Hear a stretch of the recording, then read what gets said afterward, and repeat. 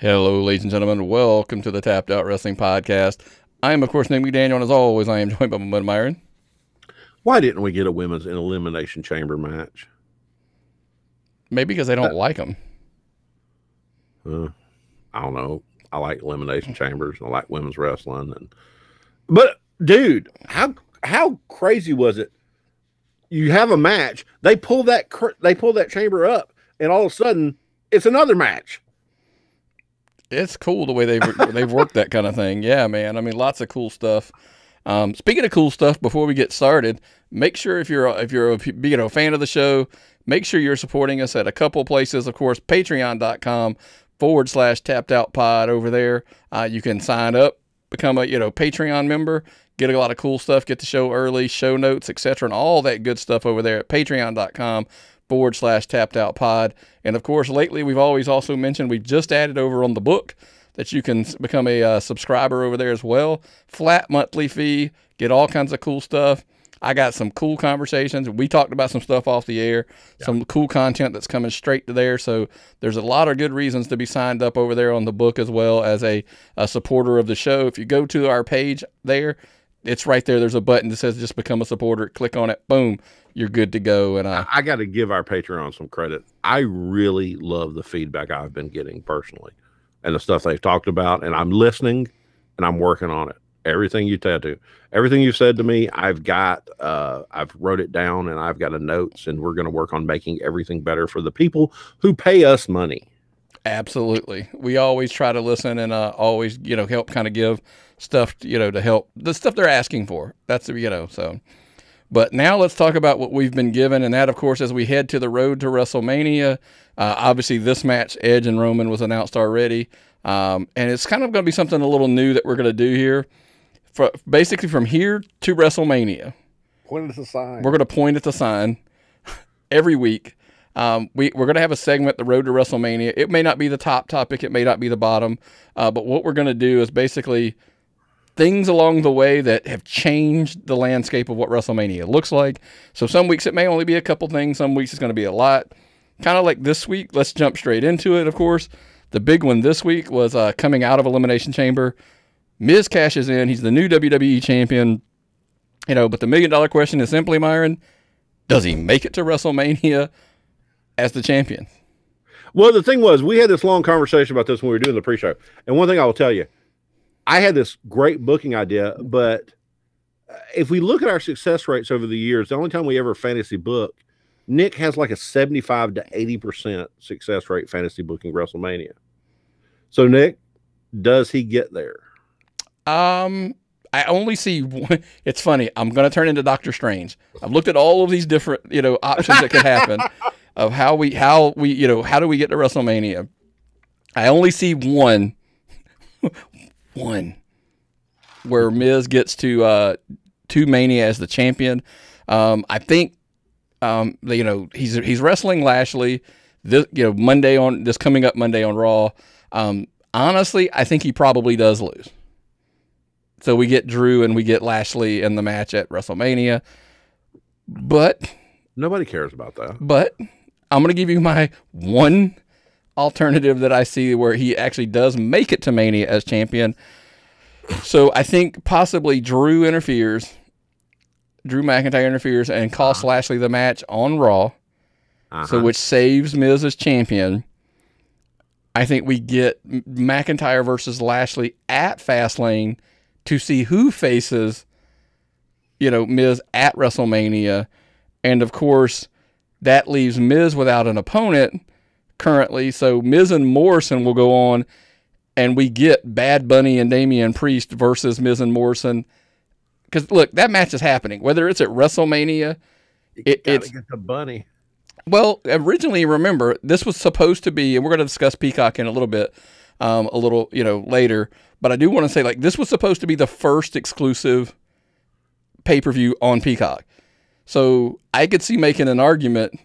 You need Bad Bunny in a match here more than you need him on WrestleMania. Now, it's real simple. If Miz is champion, I think this match happens, the Bunny match happens at Fastlane. If Miz loses the title, that match is at WrestleMania. Can you imagine? Okay, now I went out and subscribed to Peacock today. Here's how easy it was. I did it from my phone while I was waiting on the water to heat up for my shower. Okay. I downloaded the app, subscribe. I'm going to add it to all my streaming devices. I'm going to add it to my PC. I'm going to get down here and be able to watch all their content. And if we go past Raw to next week, you're going to see Bad Bunny's face all over Peacock announcing the next pay-per-view with Bad Bunny. And I don't even know what the hell a Bad Bunny is. Okay, I'm as distracted and old and distanced from the popular music scene that I don't know what any of these people sing about. Or if they sing at all, or they... But the thing is, I know what makes money, and Bunny makes money.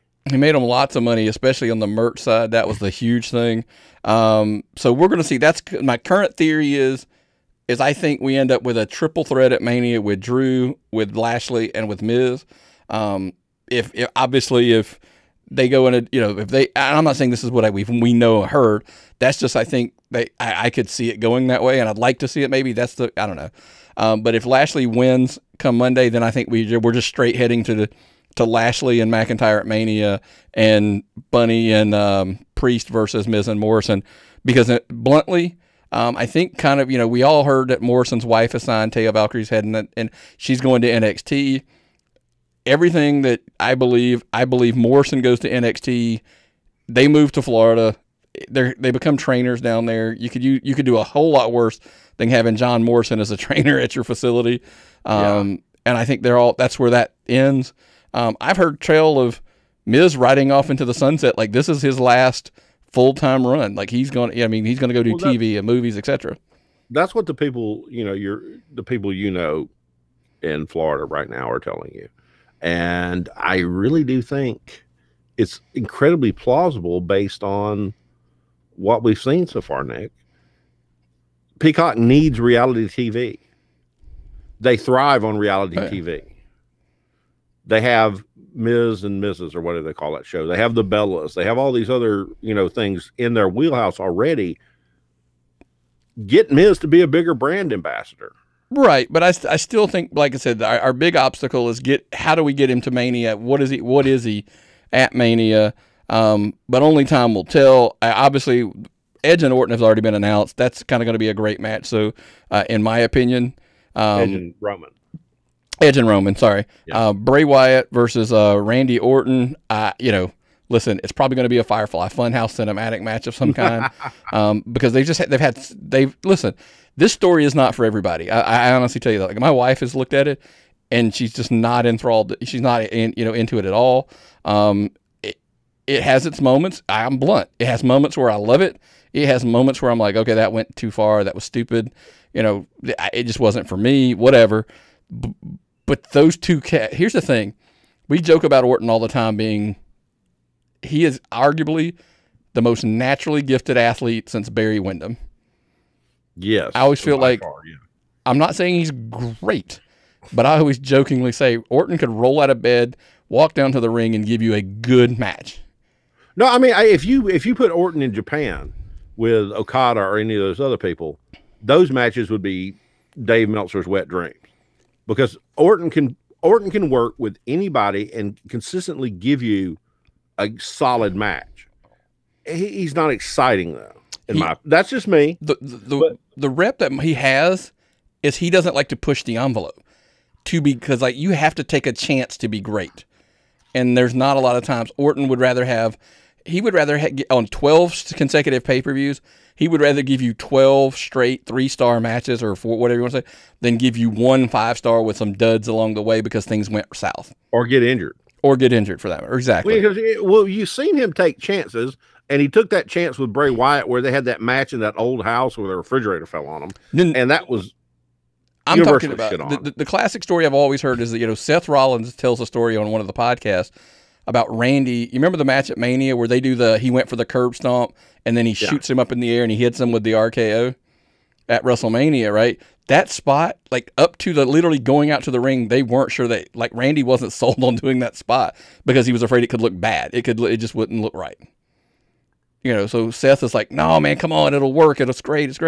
That's my thing with Orton. I always just think like, if he would push the envelope, he could be great consistently versus just being consistently good. Maybe, I don't know. But that's, so anyway, so Bray and Randy at Mania, I think that's a pretty safe bet with everything we've seen. I think Charlotte with Lacey going away pregnant, I think Charlotte ends up with Asuka. Obviously, I think we were going through a triple threat with Lacey, Asuka, and Charlotte, but now I think this is the great opportunity to slide Rhea Ripley into the mix. You know, Rhea Ripley was the Charlotte's last opponent on the big stage, and I think tag team implodes. The stuff we saw last night, Rhea Ripley's been saying she's going to come up to Raw. The word I hear.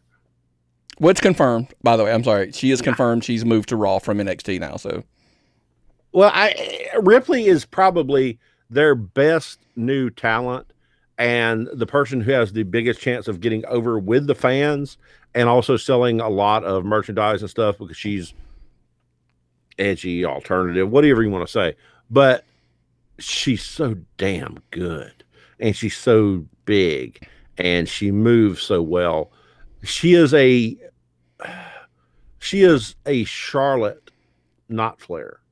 It's the best thing I can say to her. She is somebody who can work like Charlotte is without the bloodline and pedigree. Yeah, and Mick Foley came out this week and even said, like, please, God, don't drop the ball with her. Don't give her 50-50 booking. Put a rocket on her back and just run with her because she's got all the makings of a superstar. Yes. And I wholeheartedly agree with that.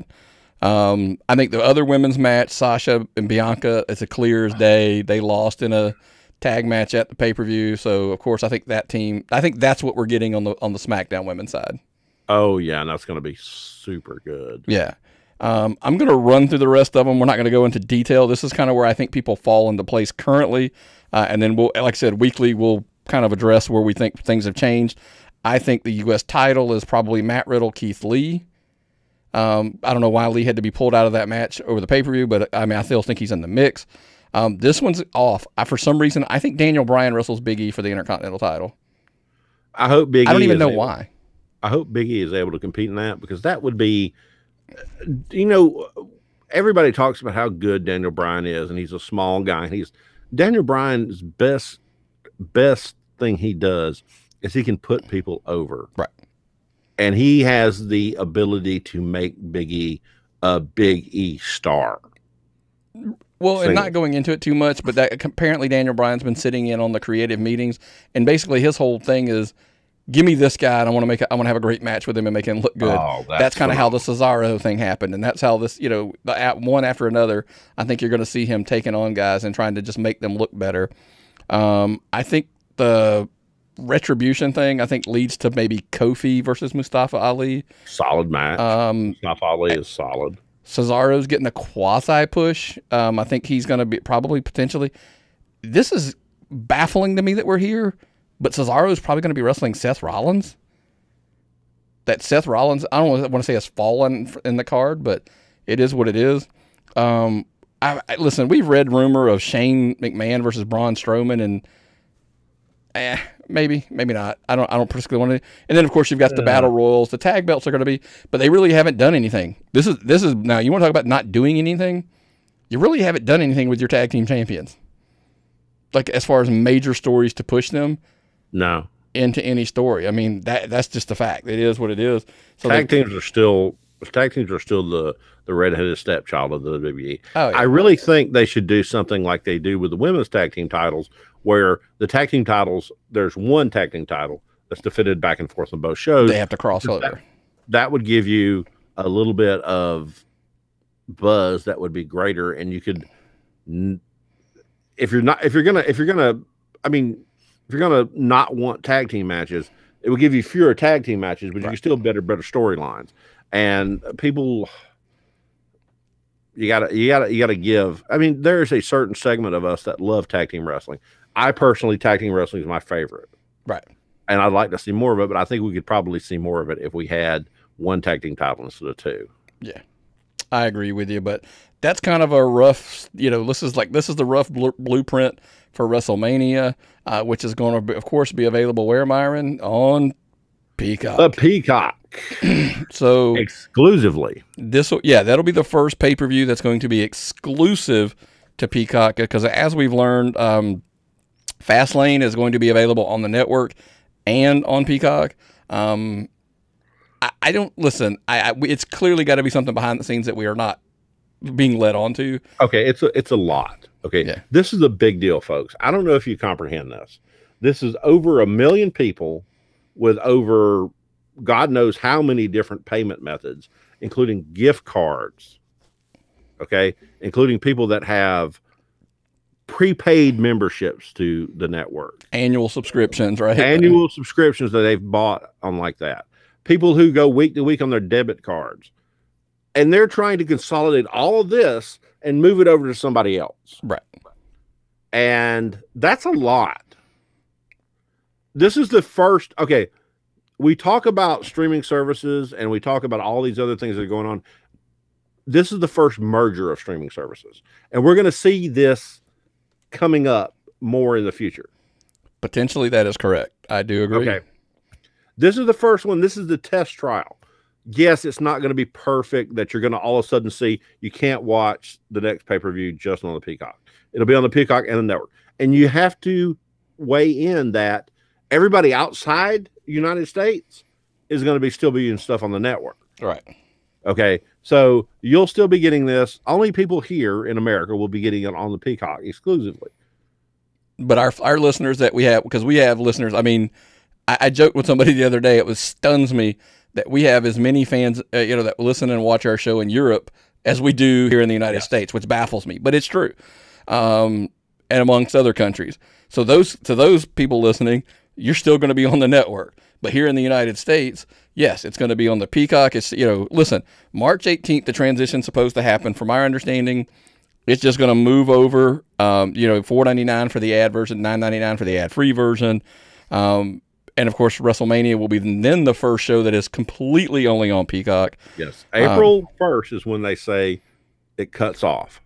Yeah. They can't guarantee how the transition is going to go. So, me being proactive, I went ahead and got a Peacock membership. I think that was the smartest thing I could possibly do. Okay. I'm going to interrupt you here because I want to ask. Because one of the things we've heard is that your account will move over to the new account. Basically, your login and everything will potentially move over to Peacock. So what I cheated and did, I have done the same thing, but I used my exact email that I used for my network. Yes, my password. I had to put a number in my password because I didn't have a number in my password. I used the same login. I did. But what I want to tell you is I'm not going to mess around till WrestleMania Sunday and Saturday. Yep. To be able, okay, I'm going to transition and not get to see WrestleMania. I'm going to go ahead and if I have to pay for both services for a month, I'll pay for both services a month to make sure I see Mania. Well, you can have an account and not even actually have signed up for because there's free stuff on Peacock. Yes. So that's what I've done. I'm not paying for the service. I just literally created the account so that way it's there. And then come March 18th, I'm just going to log in and see if it works and go from there. So, and there's WWE content on there already. Yeah. We talked about that earlier. Yeah. You can watch WWE content on there right now. There's some of their best of stuff. I mean, I saw the picture of Hogan and Andre on their best of stuff. How can you beat Hogan and Andre for best of? But I would just recommend if you want to make sure you can see, but I'm a belt and suspenders guy. Okay. I would recommend getting an account with a Peacock and maybe closing your WWE account so you can make sure you can see WrestleMania. Absolutely. And I mean, look, the things that have come out, of course, is Raw and SmackDown are going to be still 30 days out like they currently, NXT is going to be the next day. Everything is going to move over to Peacock. I mean, as far as the network goes, which to me is awesome. We've looked at, because my wife asked me, what do I get with Peacock that I'm not already getting? You're going to get a whole bunch of other stuff. I mean, there's going to be kids movies, TV shows. I joke, we look, because, she's a school teacher. I joked with her and like Curious George, when you log in, is like one of the top things on the thing. Yeah. Stuff like that, which is kind of cool. Spanish language stuff. I mean, news from Telemundo. Absolutely. Listen, let's be blunt, man. I know it's literally the last thing. Are there going to be glitches? Absolutely, folks. Look, as a gamer and a streamer, it's par for the course, right? there's going to be lag. There's going to be crashes. Hopefully they can get everything worked out through Fastlane so we don't have the issues at Mania. But folks, I hate to disappoint you. It's probably going to happen at Mania. It just does. Do you remember when? If you weren't a day one subscriber of the network and you don't remember what it was like in the beginning, it was bad. There was crashes, there was lag, there was all kinds of issues, getting knocked out, losing. I mean, so I won't defend anybody on this one. I'm just telling you up front, this is going to happen, and I feel horrible. If it's me, I'm going to be pissed, but it will probably happen. So, and here's something, people, that you need to think about, and this is an interesting fact, something I've done a lot of research on today, that I don't know if any other podcast is talking about this. There is an above average chance that NBC Peacock, NBC Universal is going to merge with Warner Media, an AT&T property, and your HBO Max and your Peacock will come together to form a streaming service. But you got that from what magazine? Forbes. Right. The thing, I still don't comprehend. I'm reading wrestling news on Forbes, but this is not even wrestling news. This was they were just talking about the viability of streaming services, because you got Netflix way up here, and then you got Disney Plus. Netflix is at 200 million subscribers. Disney is like 89 million. Peacock's at 33 million. You got HBO Max under that. You want to come up and compete, add the content that the TNT thing, you're very liable to see WWE and AEW put on by a company that's merged and conglomerated in the next year. The streaming services you could probably have both wrestlings potentially on the same one. Pull AEW off Bleacher Report, put it on Peacock. Or HBO Max, or whatever the hell the new title is, whatever the new streaming service is called. Yes. So. Peacock Max, HBO Cock. I don't. Well, that was a horrible word choice on my end. Yeah, but think about it. Yeah. Wrestling. People are gathering together to get wrestling content in 2021 to put it on their service because they think it'll help them. Content is king right now, and I hate to say it, on any streaming service, any channel, anything, people are absolutely, because listen, we talked about it. Did NBC Universal did they overpay for WWE? Maybe. I mean, but they all are. That's the problem. 17,000 hours. What do you pay for 17,000 hours? It's right now, content is so in demand. I had a friend of the show, we were having a conversation about Netflix in general, about how they're having to overpay for shows on the back end of seasons. Like we were talking about, can you imagine the foresight if Netflix just had the foresight to say, Jason Bateman, we want to pay for this story. Like, how long is this Ozark story arc? Is it 6 seasons? We just want to go ahead and buy the whole 6 seasons. Because here's an argument we had about this, and I'm going to move on because we were going to run long. It was just something totally off subject. Let's go to Cobra Kai, because to me that's a better example. Cobra Kai is what, 8 episodes a season, something like that. Yeah. They're half-hour episodes or hour, whatever, So and they may, let's say they're 10, because I can't remember off the top of my head. How crazy is that? I binge watch them so fast I couldn't tell you how many episodes there are. But let's say you have a season of 10. And they're half episodes, right? No, yeah, I think there's 8, because I remember how I came to this number. There's 8 episodes. Your typical season of a television show is 22 to 24 episodes. So why couldn't you just literally tell them, we're going to refilm 3 seasons at one shot? Because that'd be 24 episodes, just like any other TV show films. In 2 years, you could film 6 seasons, and then Netflix could release them out, spread out over time, because 2 things happen. One, you protect yourself from character, right? Like, what if something happened to Ralph Macchio, and you couldn't finish the filming? Get it down, get it booked, get it done, and get it out. So, but that's what the wrestling coming back to you is, like, literally the content. Did they overpay for the content now? Maybe, but in 5 years, could they be on the back end of a deal where they're underpaying at that time? Because you've got look at the Friends, look at The Office. Those are properties that are batted back and forth between different streaming services. And when they go to a different streaming service, people will migrate there to see that. When I posted to my girlfriend that Disney Plus will have every single episode of Golden Girls, she lost her mind. Right there, available on Disney Plus. No need to watch anything else. We are so close. We've cut the cord. We're on totally internet cable television right now. We are so close to getting rid of that. Oh yeah. But hey, let's move on. The things we have to talk about as we go through is, there's some stuff came out this week about, you sent me a tweet or a Facebook post or something about the AEW NXT Wars or whatever. And came to the more I think about it, dude, I just wanted to say there's not a war here. There just really isn't. AEW typically wins the ratings battle, or it's a tie. NXT pulls a win every now and then. But that's not really why I don't call it a war. It's different, Nick. It's different. It's not the Monday Night Wars. It's not the Monday Night Wars when ratings meant everything. When people did not have streaming services.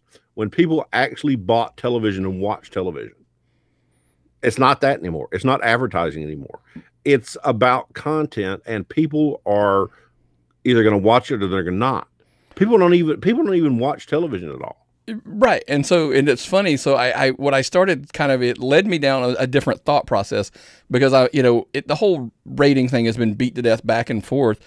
But then I kind of started talking, talking it out with you and some other friends, and we're saying, and I'm like, here's the thing though. I think the perception, and this sidebarred off of it's about it being a war, and it made me wonder, I'm like, have we been led to believe something that's not exactly true? And I don't mean this, this is going to sound negative at points, but it's not. So listen to the caveats all the way through before you jump to a conclusion. I sit here and ask myself, is AEW actually more of the mass? It's because it's accepted more by the masses, right? That's what we want. We've established that if they're winning the ratings war on a regular basis, the masses are accepting that show more. Yeah. The question became, why? And so I started asking ourselves, it's because NXT's more of a wrestling show, correct? Yeah, it's where the art of wrestling. You've got the Thatcher kid, and you've got all the English types. You see wrestling. You see Japanese wrestlers that you could not have seen 20 years ago. You see Kushida, Timothy Thatcher. You see guys that wrestle. So you get more of a wrestling, and you get the old-fashioned war games, and you get the matches that you grew up watching. It's like watching wrestling. The wrestling we saw on television as kids is on the NXT now, and the sports entertainment goes over to AEW now. And here's the funny thing, because it's when we say things like that, we're like, NXT sticks more to traditional wrestling. It's okay. That's fine.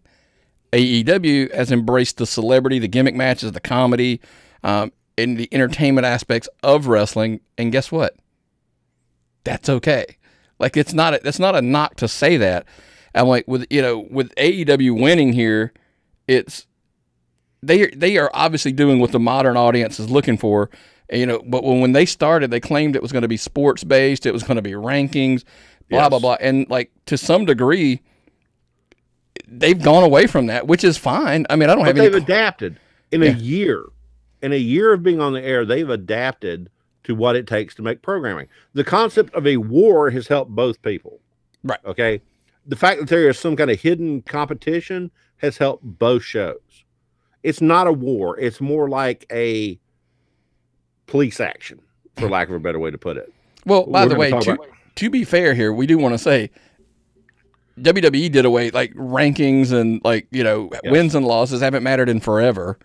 I mean, so that's not a thing. It's just a more of a matter of they've gone out of their way. It's just kind of what the fans are looking for. And if you don't believe me, it's the new age wrestling, and I'm not begrudgingly saying flippy stuff. Let's call it high spot, filled matches. Clearly, that's what the fans are watching, right? I mean, it's worked for them. it's hard to argue with it. We always come down to, well, it comes down to numbers. Well, if this is what the fans are watching over NXT, I mean, the NXT demo is clearly an older audience. The numbers say that. I mean, it's not me saying this. The numbers say that. You know why? Because it's more traditional to an older crowd that watched. You know, it's funny when I was having this conversation with my, I'm like, I'm not talking about, I love when you hear somebody talk about like the Monday Night Wars was old school wrestling. And I'm like, oh God, I'm old, you know, cause I'm thinking like, you know, in the Omni Dusty, you know, in the Omni old, and they're saying like, man, when Scott Hall showed up, man, that was the good old days. I'm like, holy shit, am I old? Yeah. Well, we've been watching this before we could walk. That's the problem. What's your thing? What are you going to want to watch at night? On Wednesday night, you have a choice. You have a choice. And there have been times on Monday night where Raw's ratings dip pretty close to AEW's ratings. Well, I don't think we'll ever see that day. I honestly don't. I mean, the low, you know, when you get to like a 1.5 or something, that's a panic mode for WWE. Yeah. You know, and of course, easy for me to say. AEW, you know, listen, they're under 1 million, they're 750,000. That conversation's been beat to death. But what we're seeing though is like there is a numbers. I mean, there is clearly a base that's watching it. AEW's making like some of the right moves because I think they've come to accept they're trying to draw a casual fan. Like they really are.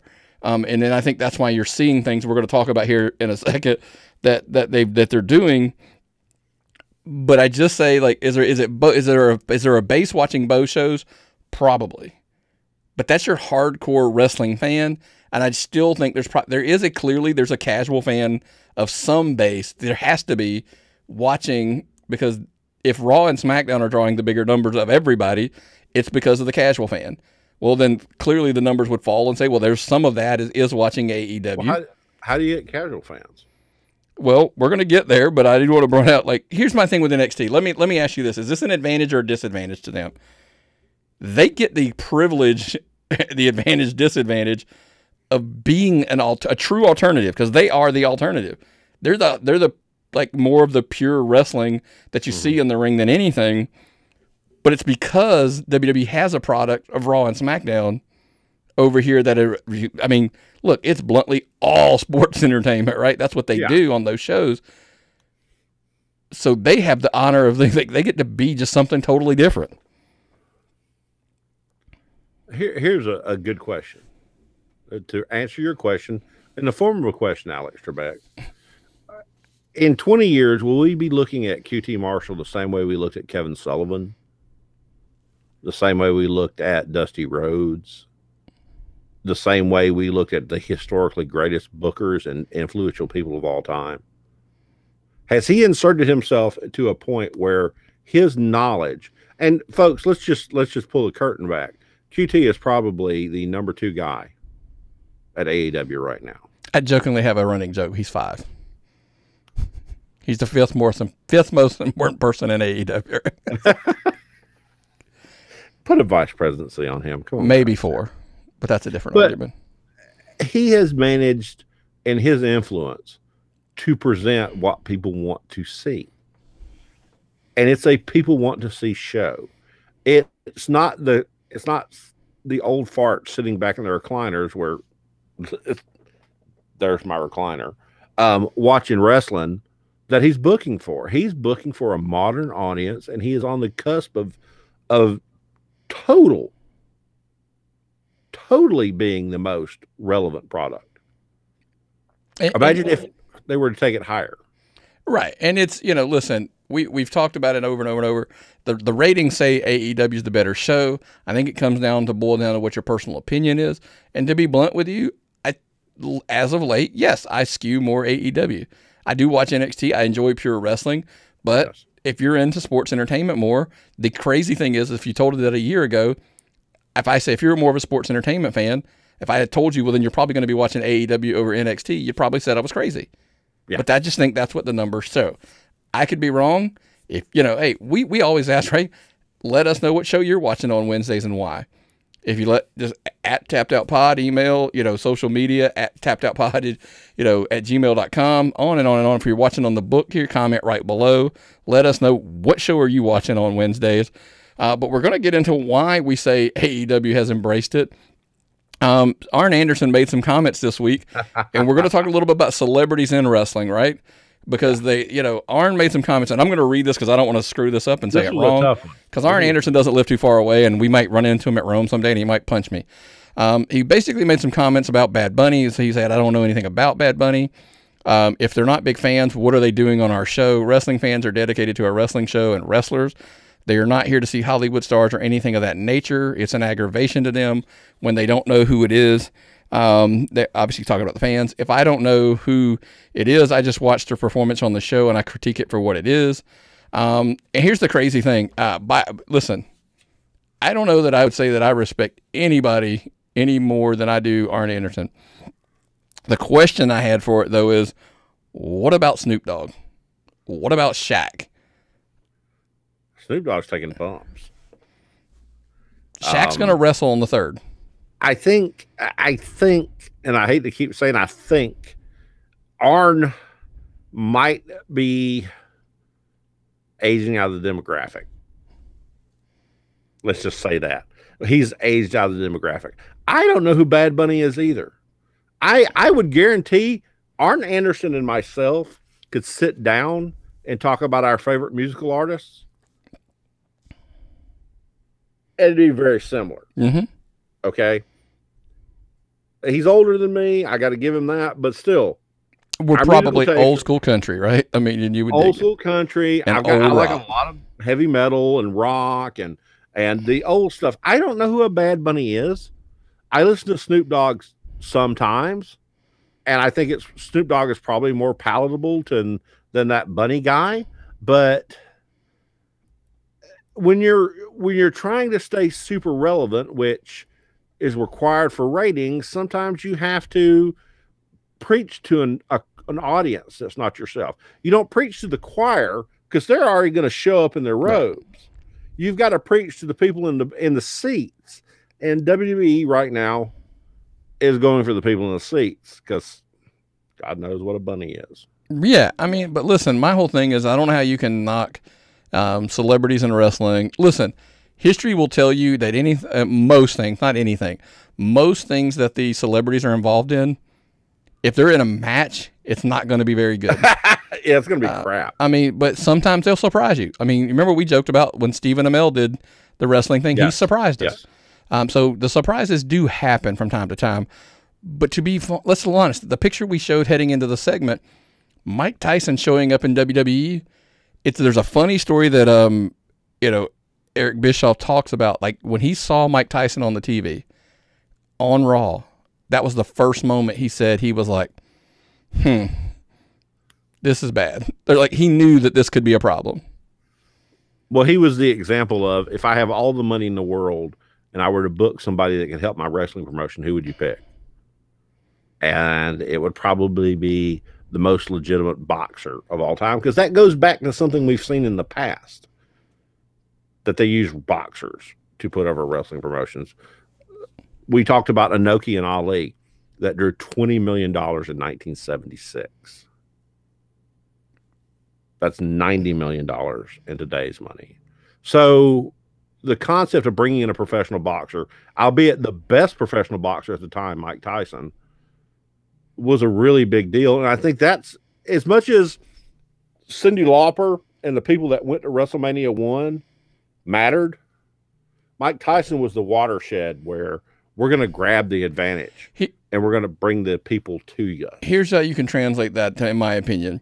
Mr. T, Cyndi Lauper, Muhammad Ali was at WrestleMania, all that. Yes. That was the kind of the thrusting of wrestling really into, to, I don't want to say mainstream media, but it really did. Mike Tyson was the catalyst of the Attitude Era, and a lot of people will tell you that. People that, want to argue it, you've got that argument, but the people that were involved said that was probably it. That was the Attitude Era kicking off full steam, and that launched Steve Austin. Like that's what propelled him to become who he was. I mean, but in history, we've talked about, there's video of Willie Nelson, Dusty Rhodes singing with Willie Nelson because they were boys, right? I mean, we've had rappers in the past, Master P, etc. Alice Cooper was at a WrestleMania with Jake the Snake. I mean, hell, Shaq was in WCW, and WWE with the Big Show. So they've had a face-to-face. So it's not his first go-around. The Andy Kaufman, for crying out loud. That's one of the most famous angles of all time. Happened on Dave Letterman's show. And then, of course, some of the ones that go down in infamy, right? And I specifically wanted to mention this one because of a story that I heard about it. The Jay Leno thing, Eric Bischoff on his podcast literally wanted to dive into this. They were covering the Road Wild pay-per-view at the time that he was on. And it was like, what you do with something like this is people talk about how crappy that match was and Hogan selling for Leno. And, Bischoff is kind of like, did you not think we knew what we were getting in? Like when we had this match, we knew it was going to probably be what it was. But they took over the Tonight Show. Like Hogan and Bischoff took over the Tonight Show set when the Tonight Show really, really meant something. Exactly. At that time, the Tonight Show was a media institution. I don't even know who hosts the Tonight Show right now. Do you? I think Jimmy Fallon does. Okay, I didn't know that. I haven't watched the Tonight Show in 100 years because when I grew up, the Tonight Show, there were 3 networks. And when the Tonight Show come on, everything else was random and you watched the Tonight Show, even if you didn't know anybody on that. Right. It was the only thing on television. It was a big deal. But it's not just simply that. The next day, there's a big, huge article in the USA Today about it happening. Bischoff was like, do you know what that would cost us to buy? Like, the money that it would take would be so astronomical that just to buy that, which, first of all, they wouldn't probably, who knows if it'd do it for you. But also at the time, it was in a time when they're trying to get sponsors. If Jay Leno works with them, they've got to be okay, right? And that's the fundamental problem with wrestling is getting legitimate sponsors. Because it's not, you don't want like payday loan places and used car dealerships and cheap furniture, which was what the traditional wrestling sponsorship was. You want Coke, you want Snickers. Well, even as you escalated into the history, right? It was you wanted somebody mainstream, but like NWA is stuck with, and I don't mean stuck, yeah, I do, stuck with Havoline Motor Oil, and because it was almost like the NASCAR sell, right? That's what you thought you were getting because that was the same fan base, so that's what you're going to sell. Plus, there was just a stigma. So sometimes when you're using the celebrities, it's and by the way, this goes for, and back in the old school NWA, it goes for WWF, it goes for WCW, it goes for AEW now. Like this is why when we had this conversation we just had about them being more into sports entertainment. Dude, I get it. I encourage it. That's why Shaq's there on the 3rd. That's why Snoop Dogg was on there. That's why, what? That's why you have Kevin Smith, in the crowd early on when they're there. You have to make it seem like it's okay to like this product. Well, the stigma is still there, Nick. When you look at YouTube, when YouTube cripples your monetization for wrestling products, the stigma is still there to get people to legitimately advertise on this stuff. So and Vince has always wanted that legitimate pop. He's always wanted that legitimate acceptance. We looked earlier at a list of the superstars who've been on WrestleMania.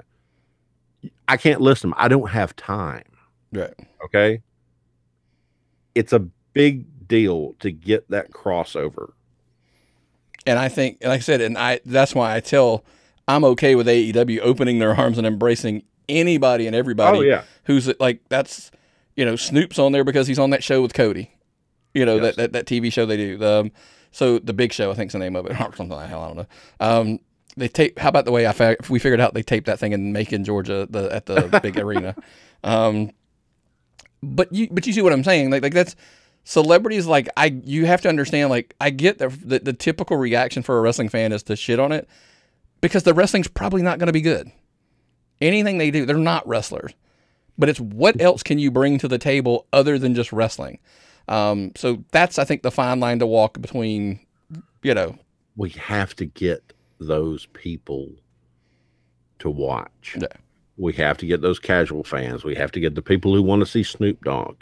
We have to get the people who are interested in the storylines with Bad Bunny, because those are new fans.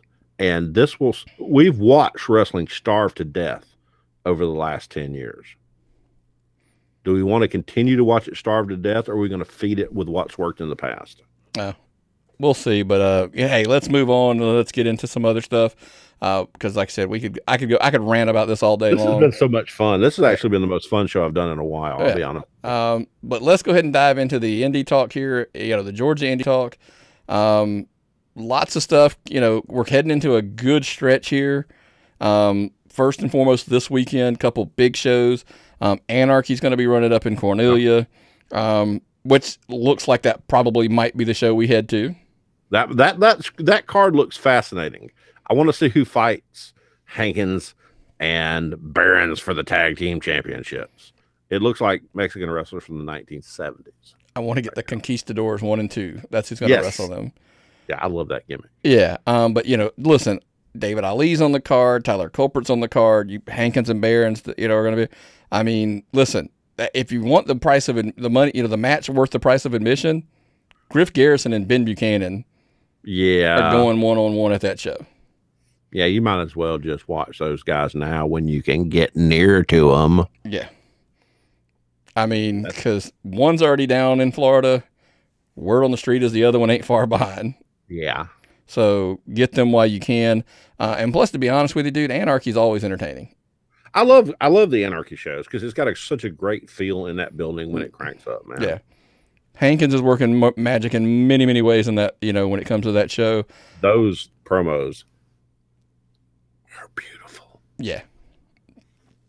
Larry Atto, by the way, is running down in Lyons, Georgia, which, by the way, had no idea where it was until we found out, we actually have someone we know, a friend of living there, which was crazy.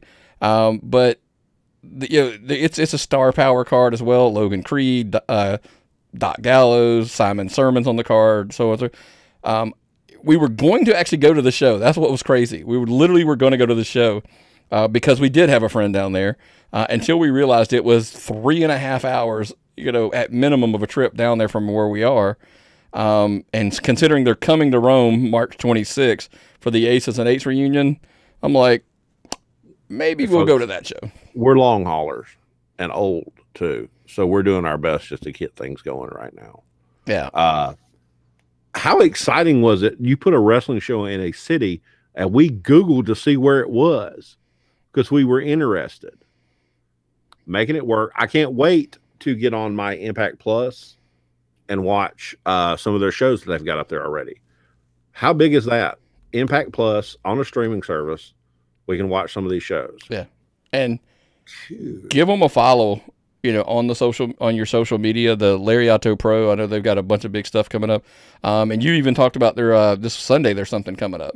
Yeah. Up at Immortal Tattoo, man, in Kennesaw. They are doing a Doc Gallows is getting tattooed and doing some meet and greet type stuff. How cool is that? I love tattoos. I love professional wrestling. I've followed these guys at Immortal Tattoo for a while. I see him all the time when I go up to Southern Honor. He's really, really good. Yeah. He has tattooed more Georgia professional wrestlers in the last 5 years than anyone else. Keep an eye on this guy. You're going to start seeing that work everywhere. Logan Creed, Ashton Starr, Danny Jordan, David Ali, all Sunny Days. Everybody that's anybody is getting tattoos there right now, folks. So let's put this on your calendar. Yeah, if you want to meet Doc, there's a place to go check it out for sure. And Frankie's going to be there. Yeah, absolutely. Southern Honor, of course, is next week on the March the 5th. Loaded card. I'm not going to go through that card because we're covering them hard next week. But I did want to just listen. The video that they came out with the All-Star Special, Huck and Hold My Beer Hansen, they have chosen their partners. And yes, folks, it's the good old boys who used to wrestle across town. I'm learning to drop that off. But they're going to help. They're going to team up. So basically, it's going to be a Waffle House special, Waffle House buffet, if you want to call it that, versus the Honor Society. But if you've not checked out that video, it's hysterical. Go check it out. on Southern Honors page. I shared it. I think you shared it.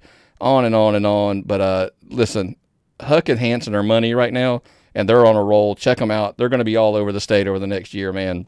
Did Hanson miss his calling? Could be. I mean, could he be on NBC with a comedy special right now? I mean, that was good. And having Huck to work off of in that was golden. I mean, and these are people that are doing so much good for the Georgia independent wrestling scene because they've drawn eyes. And folks, you have to remember how important it is, because there's a lot of wrestlers in Georgia that just show up and work cards and never do anything on social media or online. Why do you think Hanson wins awards? Why do you think Huck wins awards? Why do you think these people are in the spotlight? They're in the spotlight because they do interesting stuff. And here's what's cool about these two. They are the epitome of the odd couple in wrestling. Like they should not be a team, but they mesh too well not to be a team. So check those guys out as well. But hey, hot news last week. We aired the video on our show, and if you saw it out, Viral Pro released it. It honestly had to be one of the highest viewed videos in anything as far as independent wrestling in the state of Georgia. Look, I know it's just a date. There wasn't a match announced. What's the buzz? What's the craze? Buzz is good. I always joke with people, numbers don't lie, baby. Numbers don't lie.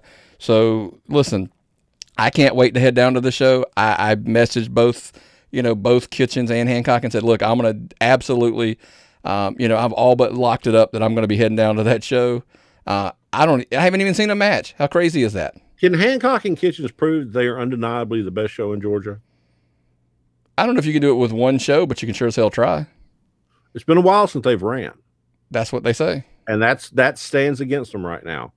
But they're up on a page, and they've got good media coverage for Georgia wrestling history right now.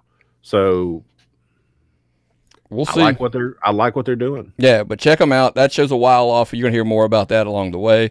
But it's cool that was just wanted to point out that was crazy last week how well received that just a video with a date was. That was crazy. Speaking of dates, Southern Fried has they've redid it's now March 20th. They're still going to be at the Noel Rec Center like they originally had planned, but they are back. They are going to be capped. They're going to have a cap of 250, I believe, is the crowd. They're going to have, they did have to raise the price. Let me ask you this, and this is going to be my last thing on the Indy Talk. With smaller crowds and shows having to increase their prices because of the limited crowds, I know from a fan perspective it's not necessarily the best, so I preface this whole comment with that. But from the wrestling business side of it, if you're giving people a valuable product to watch, I'm actually kind of a fan of the increased pricing, because I think the more money the show can make, the more money the boys can make this is a big if the promotions take care of the boys in relation to what they're drawing. Well, those fans are hungry for some good wrestling right now. So I think people will be lined up to pay that for those tickets. I think so too. I mean, we're going to find out. I mean, but I'm all for, like, listen, again, if you paid a little bit more and the promoters and the owners passed that along to the boys so they could pay better. Now, I know that's a big if. I'm fully aware that's a big if. But if they did, I think that, would you take we ran some numbers, and I'm not going to get into that, but you could make as much on your gate from 250 with the right price point as you're drawing with 400. Yep. And you could, I get it. It's like, hey, sellouts don't mean anything if your tickets are too cheap, in my opinion.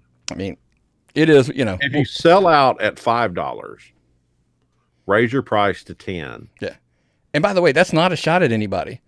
Like, we're literally from a business perspective saying, yeah, you could make a little more money. Hell, I don't care if you raise it to 7. Find out what your breaking point is. Find out where your fans draw the line. Because if you're selling them at 5, make more money to pay the boys. And if you're a wrestling promoter, listening to podcasts about people who booked in the past. Ron Fuller's podcast talks about how he went about raising prices over time, and when he raised prices from going from Chilhowie Park up until the Coliseum, or when he had bigger people on, or what it took to book a champion. look into that kind of stuff, because that'll give you a certain insight about how wrestling works. Because wrestling still works the same way it did 30 years ago. On the greater scale. I agree with you, but it's, you know, it's all about finding the breaking point, getting your fan base and what they're willing to do. And what we're asking you, if you're a fan of the show, if you're willing to, go out and subscribe somewhere, anywhere, everywhere, as I like to say, whether you're listening to us on Apple Podcast, iHeartMedia, Spotify, Amazon Music, on and on, anywhere there's a podcast platform, we're there. Whether it's on, you know, obviously, so, you know, now things changed up. Now, of course, we're on the book. You can become a supporter there. Patreon, of course, patreon.com/tappedoutpod, all the above. Just anywhere and everywhere you can support the show. Give us a 5-star rating review on the podcast players, et cetera, et cetera. We would greatly appreciate it because, hey, that's what we do, right? I'm telling you guys, y'all don't understand how much work Nick here puts into this. We are on every platform you can listen to a podcast or a video show on. Last week on the book, we did 114,000 views. Thank you, people, so much. You know what it's like to tell people who didn't believe in this venture that we're doing over 100,000 views? It just makes my little fat heart so happy. Thank you. So, well, man, that's all I got today. You got anything else before we get out of here? I got nothing this week, man. Everything's good. All right, man. Well, what's the old saying, brother? If I've got nothing and you've got nothing, what time is it? It's time to tap out.